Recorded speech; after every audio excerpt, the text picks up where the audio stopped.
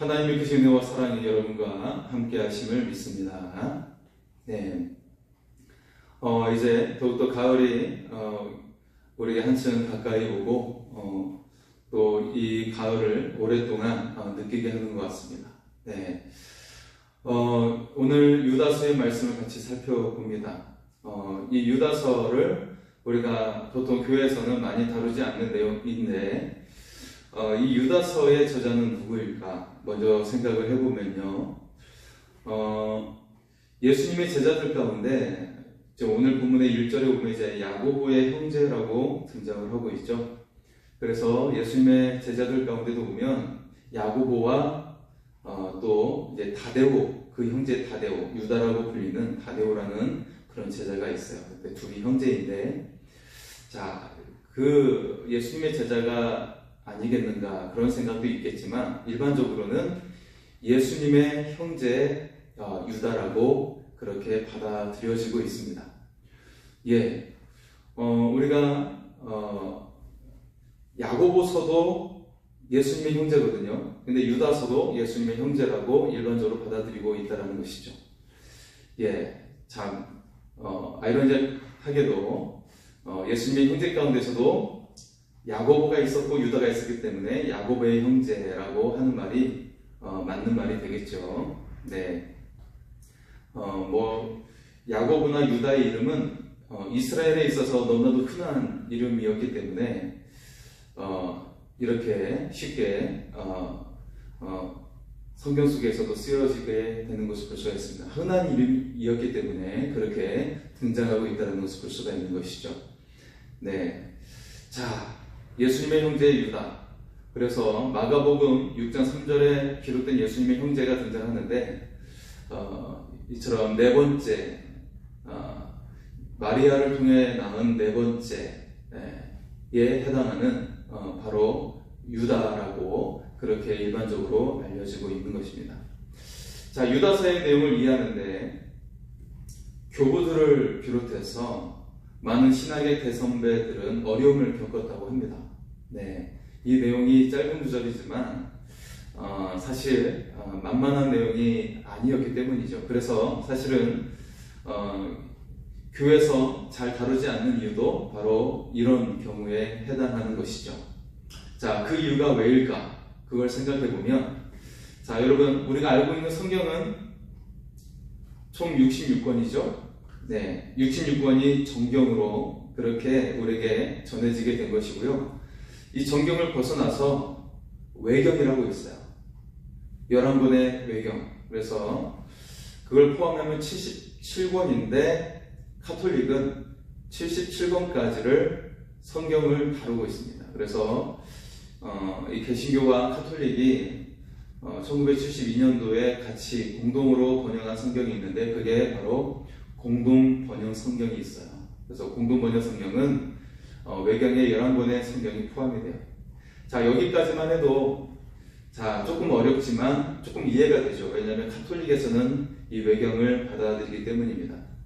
그런데 자, 정경 66권, 외경 11권 외에도 위경이라고 있어요. 위경. 자, 정경과 외경을 벗어난 내용, 위경이라고 있어요. 위경. 카톨릭도 위경은 그렇게 잘 다루지 않는데 바로 이 위경의 내용 가운데 오늘 유다서는 두 부분에 걸쳐서 그 위경의 내용을 인용하고 있다는 거예요. 두 가지 내용은 바로 모세의 승천 이야기와 에녹서를 인용하고 있다는 것입니다. 네. 자, 모세는 여러분 잘 아실 거고요. 에녹서는 창세기에 나온 인물입니다. 창세기 아담의 이제 하나님께서 사람을 만드신 이후에 그 이제 족보가 나오게 되죠. 그래서 창세기에 나오는 인물이에요. 굉장히 그 어떤 성경에 있어서 굉장히 아주 초창기에 나온 그런 내용이라고 볼 수가 있어요. 그래서 에녹서는 굉장히 아주 가장 오래된 내용이라고 볼 수가 있습니다. 성경 내용 가운데 그렇습니다.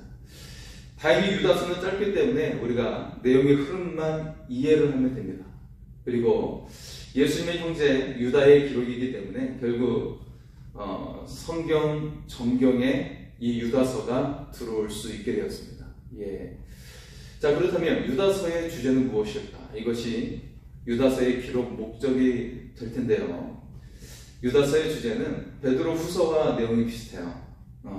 교회에 들어와 있는 거짓 선생들의 가르침을 주의하라라는 것입니다. 그들의 거짓된 가르침을 주의하라라는 것이죠. 그리고 진리 위에 굳게 서서 믿음으로 담대히 싸우라고 말씀하고 있습니다.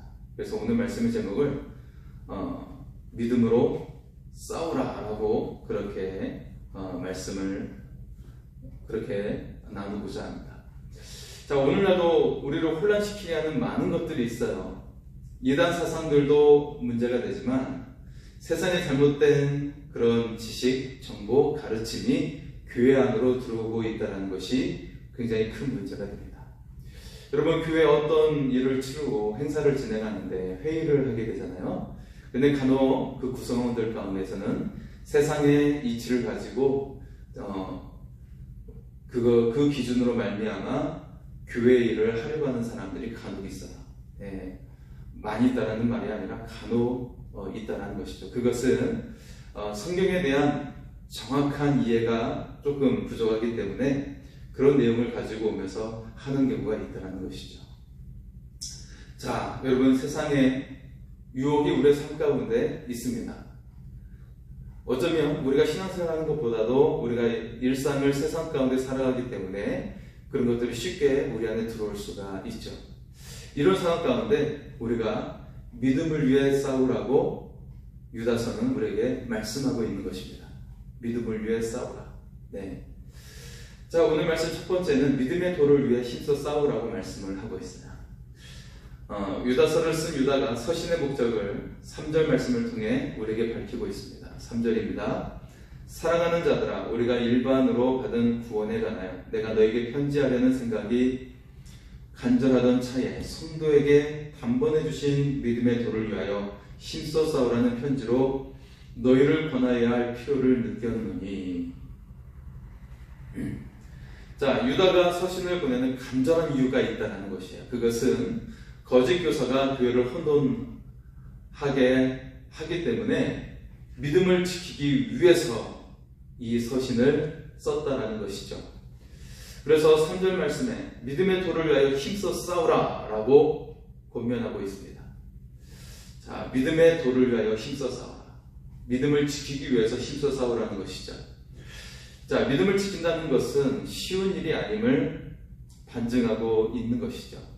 사실 그때 상황이 여러분도 아시는 것처럼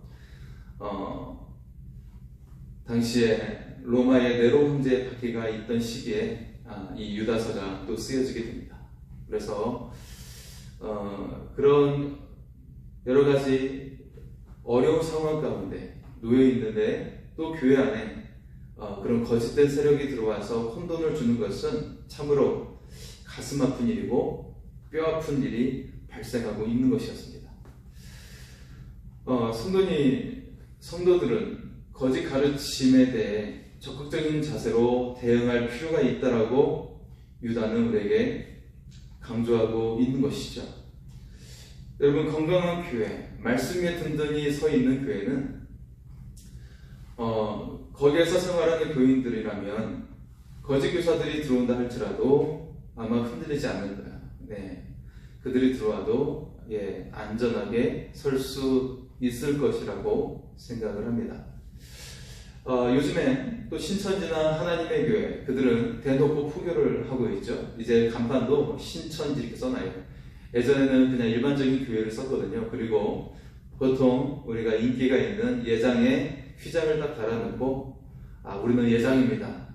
예수교 장로회입니다. 라고 그런 식으로 휘장을 달아놓고 교회 이름을, 일반적인 교회 이름을 달아놨었는데 지금은 뻔뻔하게도 이제 신천지라는 이름을 내세우는 것을 볼 수가 있습니다. 네. 이만희를 교주로 삼아서 그렇게 중심으로 하고 있는 세력들. 여러분, 이만희의 뿌리는 박태선이라는 걸 여러분 기억하십시오. 박태선이가 자기가 병나음의 체험을 한 이후에 치유의 기적들을 실제로 행했었죠. 하나님의 은혜 가운데. 그리고 나서 나중에 나이 들어서 뭐라고 이야기하냐면 내가 하나님이다. 그렇게 표현을 했어요. 근데 그 가르침을 받은 사람이 이만이라는 것이죠. 여러분 거기에 속아 넘어가서는 안 됩니다. 저도 사실은 학창시절에 그 당시에 굉장히 예수님의 재림에 대해서 일반적인 교회에서도 굉장히 인기 있는 주제였어요. 그렇기 때문에 저도 거기에 푹 빠져가지고 재림의 예수님에 대해서 그리고 휴거에 대해서 굉장히 관심을 가졌던 때가 있었습니다. 하지만 그 가르침을 하는 대표적인 세력이 오늘날에는 바로 신천지이죠. 네, 증거장막이라고 이야기하면서 그런 이야기를 하고 있어요. 거기에 결코 속아 넘어가서는 안 되죠. 자, 어쨌든 그들과 그리고 뭐 하나님의 교회랄지 그들은 예수님을 그 자리를 그들이 대신하면서 그들의 교주가 예수님의 영광을 가로채고 있습니다. 자, 하지만 그들은 이제 대놓고 드러내놓고 포교를 하고 있어요. 그들을 강하게 경계를 해야 되겠죠. 그런데 건강한 교회도 가만히 침투해 들어오는 세력들이 있으니 특히 이들을 조심해야 한다는 것입니다. 네, 사실 신천지의 포교 방식이 일반적인 교회에 가만히 들어와서 봉사하고 선하게 섬기다가 나중에 그 교회를 장악하는 일들을 통해서 그렇게 그 세력을 확장해 나갔어요. 지금도 아마 그 일을 하고 있을 겁니다. 뭐 오늘날은 너무나도 대한민국에 잘 알려져서 이제 외국 쪽으로도 그 일을 많이 한다라고 그럽니다. 자, 어쨌든 교회 안에 가만히 들어온 거짓 세력들이 있다라는 것이죠. 그래서 유다는 4절 말씀에 거짓 교사들의 침투를 이는 가만히 들어온 사람 몇이 있음이라 라고 표현을 하고 있습니다. 몰래 교회에 들어온 사람들이 거짓 사상을 퍼뜨리는 것이죠. 우리는 이를 경계해야 합니다. 이단 사상 외에도 세상에 그릇된 사상과 문화가 교회에 가만히 들어오는 경우가 많이 있어요. 교회 안에서는 하나님의 사랑과 은혜를 나눠야 합니다. 그리고 하나님께서 주신 비전을 품고 나아가는 곳이 바로 교회라는 사실이죠. 여러 가지 세상의 정황과 정보들을 가지고 그리고 방식을 가지고 들어오는 것이 아니라 하나님의 방식과 하나님께서 주시는 은혜대로 그리고 하나님께서 인도하시는 그 비전대로 나아가는 것이 바로 교회여야 한다는 것입니다. 그리고 가장 일반적인 마음은 사랑의 마음을 가지고 있어야 한다는 것이죠. 자, 그렇지 않고 세상의 흥미로운 이야기, 돈 버는 이야기, 성공하는 이야기 이것을 가지고 교회의 주된 핵심으로 삼는다면 반드시 사탄이 역사하게 됩니다. 실제로 큰 교회에 교구장으로 있었던 사람이 다단계에 빠져가지고 큰 피해 사례가 있었던 적이 있어요. 예, 그래서 그 교인들이 어떤 사람은 적게는 수십만 원, 수백만 원, 많게는 억대에 이르는 피해를 본 사람들이 있었다는 것입니다. 예. 자, 이처럼 우리는 잘못된 사상에 물들지 않도록 정신을 차려야 합니다. 유다는 우리를 향해 강하게 말하고 있습니다. 믿음의 도를 위해 힘써 싸우라는 것입니다. 우리가 믿음의 이 도를 지키기 위해서 우리가 힘껏 싸우며 담대히 나아갈 수 있기를 소원합니다. 자, 두 번째 내용은 심판 앞에서 겸손히 믿음 위에 서라고 말씀하고 있어요. 심판에 대해서 굉장히 많은 이야기를 짧은 내용 가운데 정말 많은 심판에 대해서 열거를 하고 있습니다. 5절에 보면 출애굽한 백성 가운데 불순종한 백성들이 심판받았다는 것을 말씀하고 있고요. 6절에는 교만에 빠진 천사들이 심판을 받았다. 대표적으로 그 심판을 받은 대상이 사탄, 루시퍼라고 불렸던 사탄이죠. 자, 그리고 7절은 소돔과 고모라가 음욕에 빠진 것으로 말미암아 심판받았다는 것이죠. 자, 그리고 8절에서 10절은 남을 기방하는 자들의 심판입니다. 여기서 위경의 내용인 모세의 승천에 대해서 언급을 하고 있죠. 자, 9절 말씀을 보겠습니다. 천사장 미가엘이 모세의 시체에 관하여 마귀와 다투어 변론할 때 감히 비방하는 판결을 내리지 못하고 다만 말하되 주께서 너를 꾸짖으시기를 원하노라 하였거늘. 자, 외경에 보면 모세가 죽자 시체 매장을 위해서 미가엘이 파송을 하게 돼요. 자, 우리가 가지고 있는 성경에는 모세가 이제 모압 땅에서 약속의 땅, 가나안 땅을 바라보고 그리고 홀로 그 땅에 들어가지 않은 채, 못한 채 남게 되죠. 모압에 남게 돼요. 네. 모압 언덕 위에서 그렇게 남게 되는데 이제 이 모세가 승천했다라고 그렇게 알려지고 있죠. 자, 이 속에서 모세의 그 승천 이야기 속에서 여기서 이제 모세가 죽음을 맞이하게 된 내용으로 여기는 기록이 되어지게 되고요. 그 시체를 가지고 미가엘이 매장을 위해 파송을 하게 되는데 그때 마귀가 등장을 합니다. 모세가 살인을 했으니 내가 데려가겠다라는 거예요. 모세가 언제 살인을 했습니까? 애굽에서 왕이 되었을 왕자가 되었을 때, 왕자로 있었을 때 유다 히브리인을 애굽 사람이 치는 것을 보고 이 애굽 사람을 모세가 죽이게 되죠. 바로 이 내용을 이야기하고 있는 것입니다. 그러면서 사탄이 등장해서 이거는 나의 소유라고 그렇게 주장을 하는 것이죠. 모세는 나의 소유다 그렇게 주장하는 거예요. 자, 마귀의 도전을 받은 미가엘은 마귀를 향해서 정죄할 수도 있었어요. 정죄할 수도 있겠지만 하지만 어떻게 이야기하고 있냐면 하나님께 판단을 의뢰하자라고 정중하게 말하고 있다는 것입니다. 자, 이 외경에 의하면 그래서 이 본절을 이해하면 천사장 미가엘도 함부로 판단하지 않고 하나님께 의뢰했는데 거짓 선생들은 함부로 판단하니 너희들도 하나님의 심판을 받으리라 라고 말씀하고 있는 것입니다. 유다가 본절을 통해 주고 있는 교훈은 천사도 조심해서 말을 했거든 죽을 수밖에 없는 인간들이 얼마나 말을 조심해야 하지 않겠느냐라고 그렇게 반문을 하고 있는 것이죠. 이처럼 우리의 입술을 조심하라고 남을 판단하지 말라고 말씀하고 있는 것입니다. 자, 그리고 이어지는 11절에서 13절의 말씀은 심판의 대상자들을 열거하고 있어요.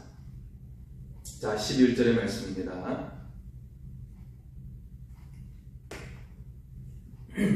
화 있을진저 이 사람들이여 가인의 길에 행하였으며 삭슬 위하여 발람의 어그러진 길로 몰려갔으며 고라의 배역을 따라 멸망을 받았도다. 자, 가인의 길은 하나님께서 원하시는 제사가 아니라 내가 원하는, 자신이 원하는 제사를 드린 거예요. 자기 중심이었죠. 자기 중심의 신앙을 이야기하는 거예요. 그리고 발람의 어그러진 길은 그가 선지자로서의 충성을 버린 채 재물에 눈이 어두워 그 욕심에 넘어가서 삭분의 길을 걸었다라는 것이죠. 그리고 고라의 폐역은 하나님께서 모세를 그리고 아론을 세워주셨는데 하나님께서 세워주신 권위를 도전하고 죄를 지은 것에 대해서 말씀을 하고 있는 것입니다. 이처럼 이들은 교만과 탐욕으로 죄를 지었고 심판을 받게 되었다라고 말씀하고 있죠. 그리고 14절에서 16절은 에녹의 심판받을 자에 대한 예언입니다. 자, 14절의 말씀입니다. 아담의 7대 손 에녹이 이 사람들에 대하여도 예언하여 이르되 보라 주께서 그 수만의 거룩한 자와 함께 임하셨나니. 자, 에녹은 굉장히 오래된 사람이라고 했어요. 여기서 아담의 7대 손이라고 이야기하고 있죠. 구약 성경에서는 에녹이 아담의 7대 손이라고 그렇게 구체적으로 표현은 하지 않고 있어요. 다만 창세기 5장과 역대상 1장 1절에서 3절에 이제 족보가 등장하죠. 그 족보를 순서대로 보면 아담의 7대 손이 됩니다. 네, 그 순서대로 보면. 그래서 미카엘 그린이라는 성서학자는 이 구절이 유대교의 위경서 가운데 가장 오래된 에녹서를 인용하고 있다라고 그렇게 우리에게 설명을 하고 있습니다. 에녹서 1장 9절의 인용이라고 전하고 있는 것이죠. 그렇게 하면서 하나님께서 이처럼 수많은 거룩한 자와 함께 임하셔서 세상을 심판한다라는 말씀을 하고 있는 것이죠. 네. 에녹은 홍수 심판에 이전의 사람이기 때문에 아마 홍수에 대한 심판을 예견했다라고도 볼 수가 있겠죠. 네. 자, 그리고 15절에 보면 수많은 거룩한 자들과 함께 임하실 하나님의 심판을 수행하시는 중에 어떤 것들을 정죄하시는가를 기록하고 있는데, 정죄의 대상은 불경건한 행위 그리고 주를 거스르는 강박한 말에 대해서 심판을 하신다고 말씀하고 있습니다. 자, 이처럼 그 에녹서에 기록된 그 심판의 대상자는 경건하지 못한 자들과 그리고 주님을 거스르는 강박한 말을 하는 자들이 심판의 대상이라고 구체적으로 말씀하고 있죠. 자, 그리고 16절에 거짓 교사들이 취하는 행동을 소개하는데, 이들은 에녹서에서 말하는 것처럼 원망하는 말을 하고 불만을 토로하고 정욕도 행하고 그리고 자기 자랑만 한다는 것을 지적하므로 에녹서에서 말하고 있는 심판의 대상이 되고 있다라고 설명하고 있는 것입니다. 여러분, 우리도 우리의 행위와 우리의 언어로 죄를 짓지 않기를 원합니다. 불만과 원망과 정욕이 아니라 감사와 찬양과 그리고 거룩함으로 우리가 살아갈 수 있기를 소원합니다. 자, 그리고 세 번째 내용은 경건을 지키라고 권면하고 있어요. 자, 유다서의 마지막 부분에 있는 내용인데요. 경건을 지키라. 유다는 예수 그리스도의 사도들의 가르침을 기억하라고 당부하고 있습니다. 네. 자, 유다는 예수님의 형제라고 이야기했죠. 이때쯤에는 정말 예수님의 제자들이 한 명씩 한 명씩 순교당하고 있는 상황이었어요. 그렇기 때문에 그 사도들이 점차 사라져가고 있는 상황입니다. 그렇기 때문에 이 사도들의 가르침을 기억하라고 당부하고 있는 것입니다. 자, 이 마지막 때 정욕대로 행하며 조롱하고 분열을 일으키며 육에 속한 자들이 있다라는 것입니다. 따라서 우리는 성령 안에서 행하고 경건을 지키라고 당부하고 있습니다. 자, 그래서 우리 마지막 네 번째는 믿음 위에 자기를 건축하라고 당부를 하고 있어요. 마지막 당부이죠. 우리를 어디 위에 건축하라고요? 믿음 위에 건축하라는 것입니다. 세상의 가치관이나 성공 위에 우리를 건축하라는 것이 아니라 믿음 위에 건축하라고 말씀하고 있습니다. 20절과 21절의 말씀입니다. 사랑하는 자들아, 너희는 너희의 지극히 거룩한 믿음 위에 자신을 세우며 성령으로 기도하며. 자, 하나님의 사랑 안에서 자신을 지키고 영생에 이르도록 우리 주 예수 그리스도의 긍휼을 기다리라고 21절에 그렇게 또 말씀을 하고 있습니다. 자, 믿음 위에 자기를 건축하라. 그렇게 우리에게 말씀하고 있는데, 그 믿음에 건축하는 비결은 어떻게 해요? 우리가 성령으로 기도할 때 되어진다는 것입니다. 자, 22절에서 23절에 성도들이 세부리의 사람들은 어떻게 되어야 하는가를 구체적으로 제시를 하고 있어요. 22절과 23절입니다. 어떤 의심하는 자들을 긍휼히 여기라. 또 어떤 자를 불에서 끌어내어 구원하라. 또 어떤 자를 그 육체로 더럽힌 옷까지도 미워하되 두려움으로 긍휼히 여기라. 자, 의심하는 자들을 향해 긍휼히 여기라는 거예요. 그리고 또 어떤 일을 향해 불에서 끌어내어 구원해내라는 거예요. 지금 하나님을 떠나 사망의 길을 걷고 있는데 그를 끌어내어 그 불에서 끌어내어 구원하라는 거예요. 불은 어디죠? 네, 지옥입니다. 지옥이고 현실적으로 실제적으로는 어디일까요? 이 세상에 거하는 사람들, 그를 불에서 끌어내어 구원하라고 말씀하고 있어요. 그리고 어떤 더러운 죄를 행하고 있는 그 더러운 죄는 미워하되 그 사람은 긍휼히 여기라고 말씀하고 있습니다. 이처럼 거짓에 빠진 이들을 향해서 우리는 균형의 자세가 필요하다는 거예요. 그들의 죄악에 대해서는 엄하게 매우 강하게 경계를 해야 되지만 그 사람에 대해서는 긍휼히 여기라는 거예요.